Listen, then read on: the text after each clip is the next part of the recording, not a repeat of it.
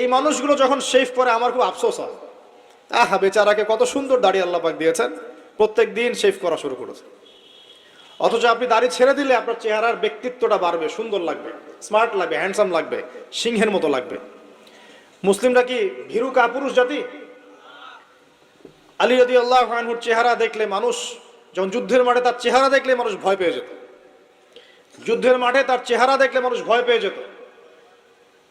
দাড়ি, ফুল দাড়ি, ছেড়ে দেয়া দাড়ি, এবং তিনি যখন গর্জন করতেন যুদ্ধের মাঠে, যে প্রতিপক্ষ যখন থাকতো আহ্বান করতেন, কে আছে সামনে আসো, সাহস থাকলে আমার সামনে আসো। এই গর্জন শুনেই মানুষ ভয় তার সামনে আসতো না। খালিদ বিন ওয়ালিদ রাদিয়াল্লাহু আনহু যুদ্ধের মাঠে তার গর্জন শুনেই মানুষ সামনে আসতো না। কাকা রাদিয়াল্লাহু আনহু তিনি একাই 10 জন 20 জনের সাথে লড়াই করতে পারতেন। বলা হতো যে যে সেনাবাহিনীর মধ্যে কাকা রাদিয়াল্লাহু আনহু আছে,